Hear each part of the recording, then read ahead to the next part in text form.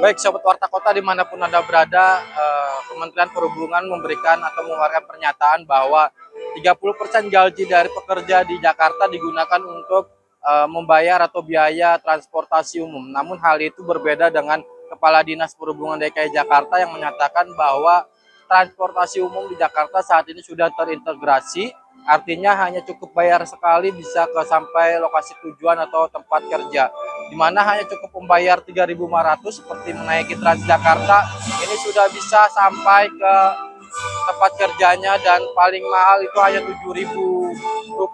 Dan Saprin menyatakan bahwa pernyataan itu bukan untuk pekerja di Jakarta, namun warga yang dari Jabodetabek, sehingga hal ini tidak sinkron dengan data dari Dinas Perhubungan, karena memang yang bekerja di Jakarta hanya mengeluarkan sekitar 3.500 atau kurang dari 10% gajinya digunakan untuk transportasi umum. Sebenarnya dengan posisi UMP sekarang, jika kita melihat cakupan layanan angkutan umum Jakarta yang sudah mencapai 91,8%,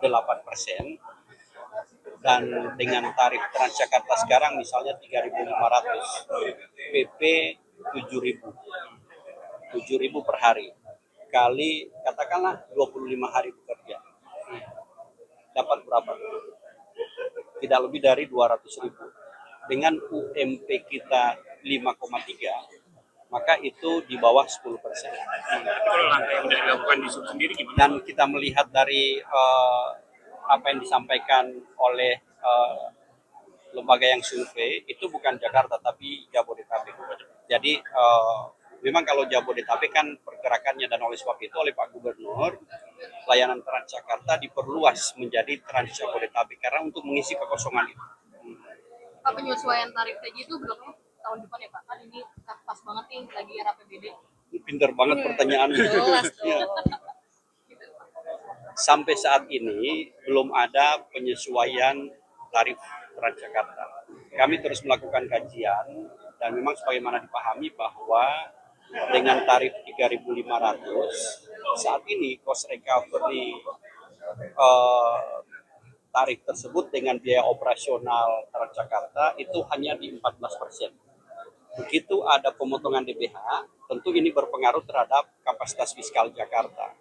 Oleh sebab itu, memang perlu penyesuaian untuk tarif Transjakarta. Dan memang jika kita bandingkan contohnya di Bogor.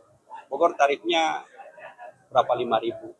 Begitu 5.000 satu kali naik, tidak secara jaringan. Begitu berpindah angkot, bayar lagi. Tapi di Jakarta 3.500 mencakup 91,8% jumlah populasi Jakarta yang dilayani. Artinya dari Cakung misalnya naik Transjakarta, berpindah menuju ke Kalideres, lanjut lagi dari Kalideres berpindah ke Joglo misalnya, itu tarifnya 3.500. Tidak ada tambahan biaya di sana. Jangan lupa subscribe ya.